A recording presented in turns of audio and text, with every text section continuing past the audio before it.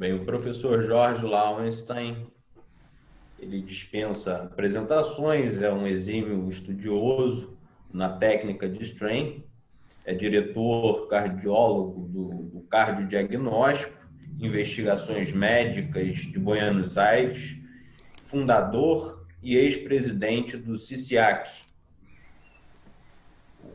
honrado fellow pela EISE e ex-diretor associado da Revista Argentina de Cardiologia. O professor Jorge Lauenstein, ele vai apresentar, portanto, para nós, uma aula sobre o strain de três capas. Por favor, professor. Muy buenos días, amigos de Brasil. Felicitaciones al doctor Rodrigo Lima por este primer simposio internacional de Strain. Sé lo mucho que trabajó y se merece realmente el éxito que está teniendo este evento. Vamos a hablar entonces de Strain, repitiendo tal vez algunos conceptos que ya se han dicho, pero bueno, ahora serán en español y hablaré lo más despacio posible, pido disculpas y trataremos de entendernos. Creo que la lengua no va a ser una barrera. A mi entender, el strain es una ventana para comprender la compleja mecánica cardíaca. El principal valor que le doy yo al strain es que nos abrió la cabeza a los cardiólogos y especialmente a los ecocardiografistas. Empezamos a comprender el complejo mecanismo de la contractilidad cardíaca y volvimos a estudiar otra vez anatomía.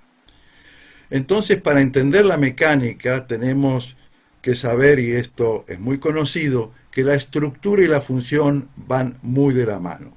Y esto es para que precisamente haya un flujo eficiente en el ventrículo izquierdo y de expulsión. Sabemos nosotros que la pared ventrículo izquierdo es una estructura compleja, heterogénea, con una disposición de las fibras en diferentes direcciones.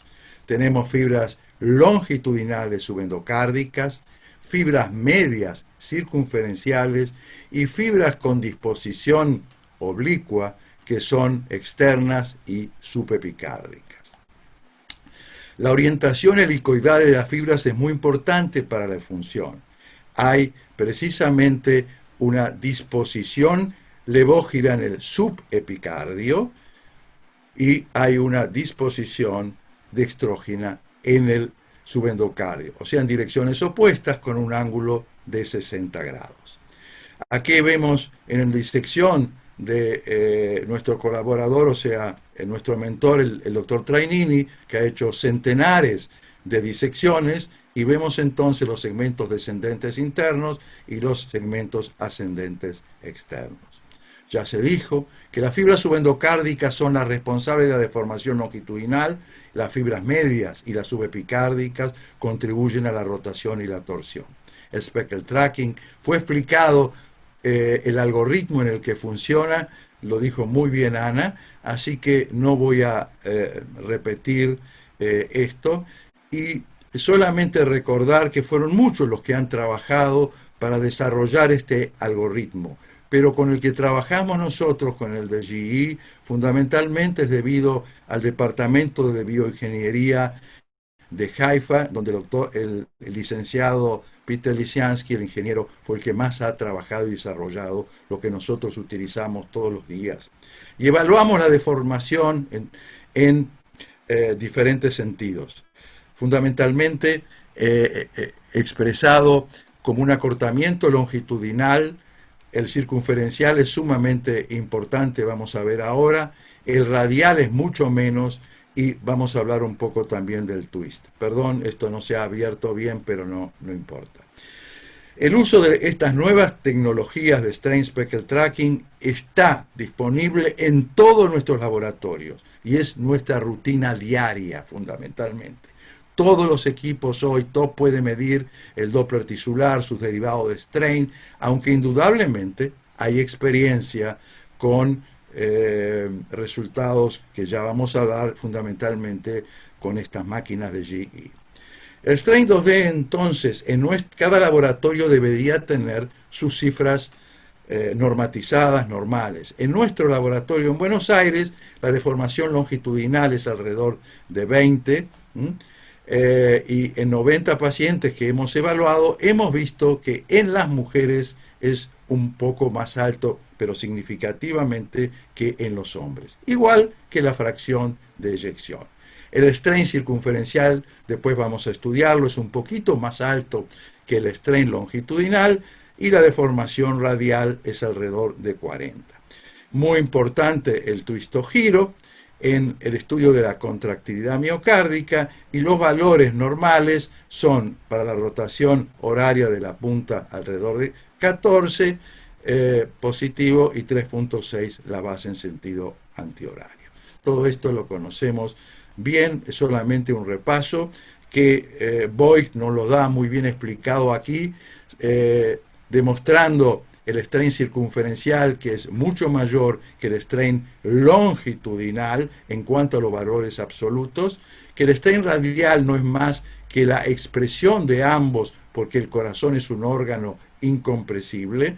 Entonces nosotros no utilizamos mucho el strain radial porque, bueno, tiene mucha variabilidad, y en realidad tenemos toda la información con estas dos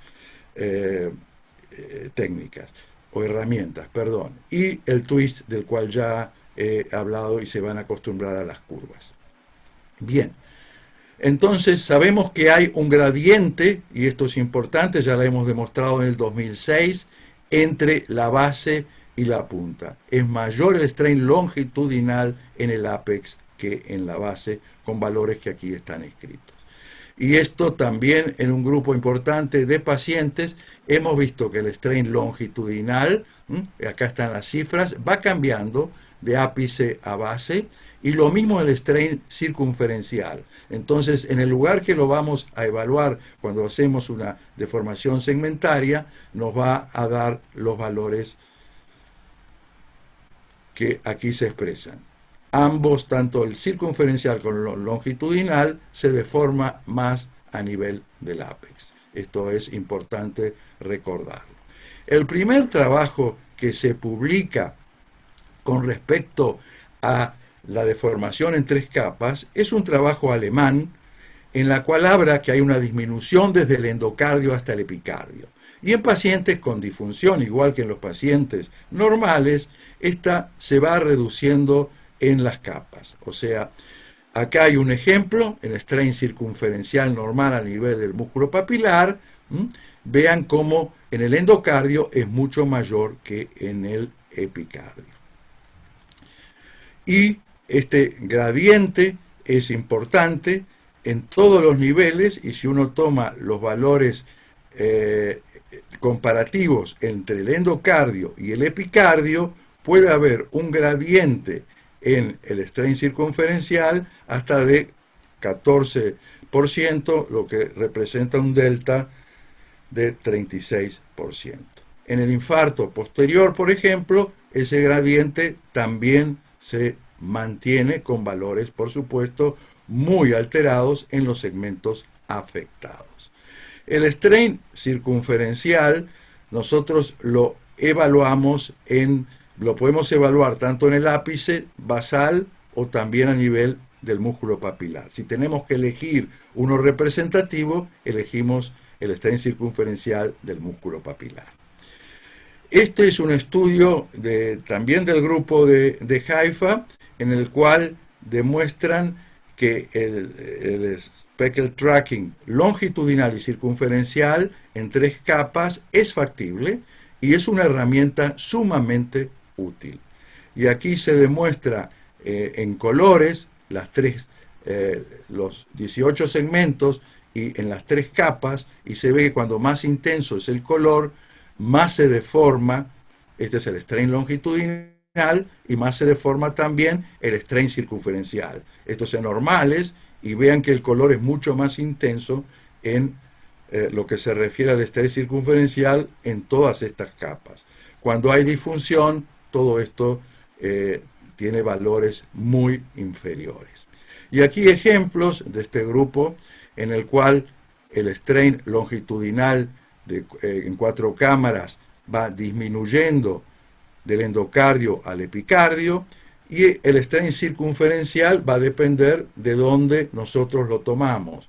A nivel de la válvula mitral, a nivel del músculo papilar o a nivel del ápex, en todos ellos hay una reducción a medida que vamos del endocardio al epicardio. Y esto entonces son los valores normales, el strain longitudinal en endocardio en la capa media. Vean ustedes que hay un gradiente, y lo interesante es que en el epicardio, en el strain longitudinal, no hay gradiente entre la base y el ápex. El gradiente está dado fundamentalmente por la capa endocárdica y la capa media. Y lo interesante es que en el strain circunferencial hay también este gradiente, pero sí también hay un gradiente en el epicardio.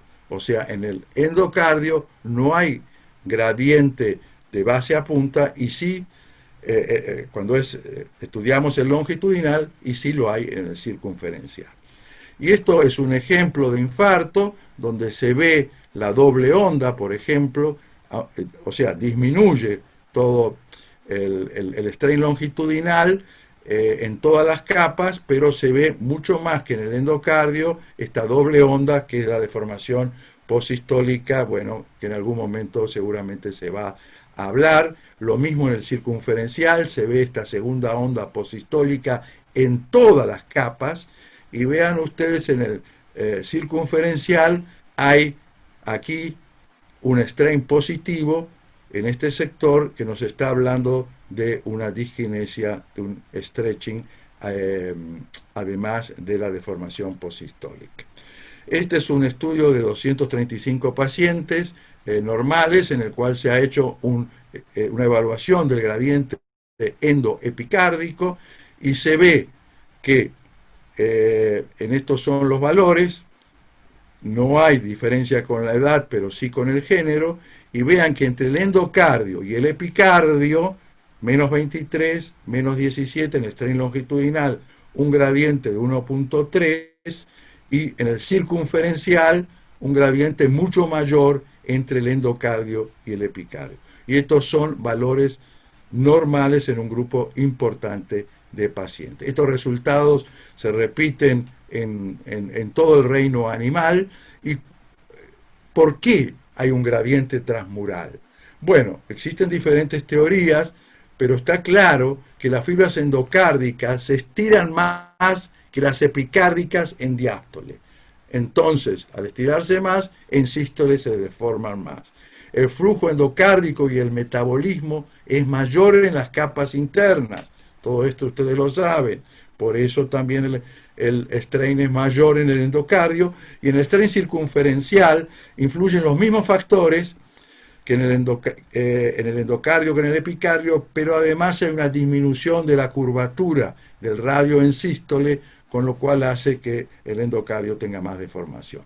Muy importante, voy a ir un poco más rápido, porque si no, no voy a llegar a tiempo, es la captura de la imagen de que no tenga de ninguna manera un acortamiento. ¿Por qué? Porque si hay un acortamiento, las fibras subendocárdicas van a ser las que más se van a evaluar, entonces se sobreestima.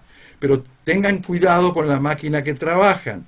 El GE sobreestima solamente el 9%. ¿Por qué?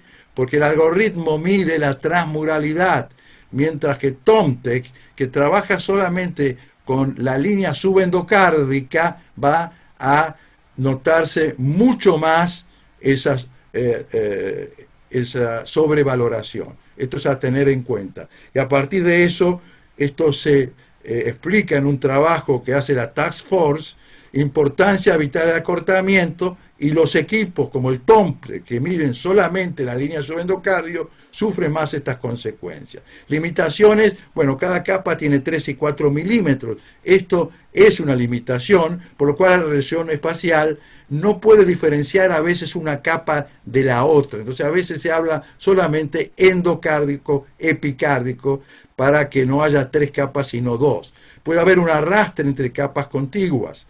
Cualquier deformación de la capa externa resulta en un acortamiento de ese segmento, indudablemente, pero también se deformará la capa interna a pesar que ésta esté disfuncionante. O sea, hay un arrastre y cada capa es un poco dependiente de la otra, y esto es una limitación. Algunos ejemplos y trabajos muy rápido en los últimos 3 o 4 minutos. Esto es un strain longitudinal de 3 capas con un eje largo normal, este